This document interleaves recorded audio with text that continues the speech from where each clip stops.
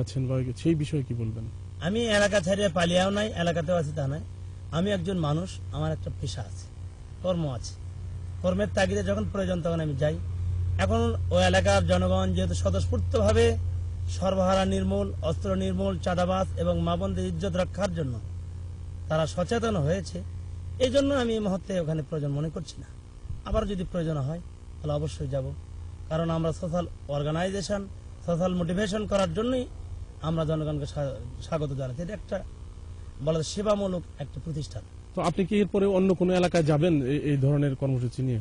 যেখানেই বাংলাদেশের মানুষ নির্যাতিত, নিগৃহীত হবে, বঞ্চিত হবে, সেখানে আইনকে শ্রদ্ধা রেখেই তাদের ডাকে সাড়া দেওয়ার জন্য, সচেতন করার জন্য যাওয়ার জন্য আমাদের ইচ্ছা আছে ইনশাআল্লাহ। পুলিশ যদি আপনাকে বলে যে আপনি সব কাজ ছেড়ে দেন আর ওই দায়িত্বগুলো আমরা নিব, আপনাকে যদি নিষেধ করা হয় সেই ক্ষেত্রে আপনি কি করবেন? আমার বিশ্বাস পুলিশের কোনো মান ক্ষুণ্ণ করা বা আইন শৃঙ্খলা বিঘ্ন করে আমরা কোনো কাজ করি না।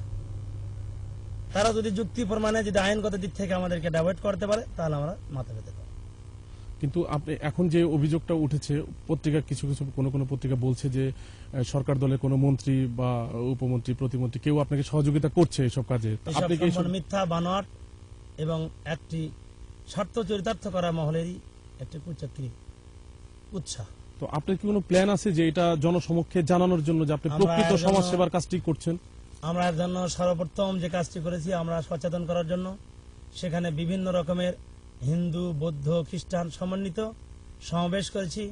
ভবানীগঞ্জ কালী মন্দিরের সামনে হিন্দুদের, সংখ্যালঘুদের নিয়ে, সুনীল কুণ্ড, বীর মুক্তিযোদ্ধা আমজাদ, সত্যজিৎ, এদেরকে নিয়ে আলাদাভাবে সেখানে সমাবেশ করেছি। হিন্দুদের, সংখ্যালঘুর নামে যা আমাদের অপবাদ দেওয়া হয় তাদেরকে নিয়ে তারা আহ্বান করতে সেখানে গিয়েছি। তারা আমাদের কর্মকাণ্ডের সাথে আছে। তারপর যারা এনজিও ফোরাম আছে তাদের সাথে কথা বলেছি। আমরা সাধারণ জনগণকে নিয়ে বিভিন্ন মাঠে, বিভিন্ন মঞ্চে, শিক্ষা প্রতিষ্ঠানে তাদেরকে মাধ্যম দিয়ে আমরা সচেতন করার জন্য চেষ্টা চালিয়েছি। আর এই ক্ষুদ্রটাকে তারা সহযোগিতা করায় ছাত্র থেকে শুরু করে সর্বস্তর জনগণ সচেতন হয়েছে। আপনার নাম বাংলা ভাই হলো কেন? এটা আসলে একটি উৎসব বিষয়। বাংলা আসলে ভাই, এটা আসলে কোনো কিছু নাই। আমি একজন অনার্স মাস্টার্স বাংলা বিষয়ে লেকচারার ছিলাম। কোন ইউনিভার্সিটি থেকে? আমার রাজশাহী বিশ্ববিদ্যালয়ে অতদিন আমি ছিলাম।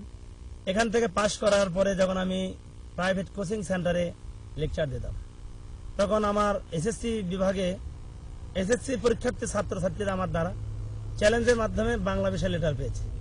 ওই সময় একজন শিক্ষক ভাই পরিচালক ছিলেন কোচিং সেন্টারে, সুনামধন্য, ঢাকা একটি, দুটি ঢাকা। উনি বলেছিলেন বাংলা ভাই।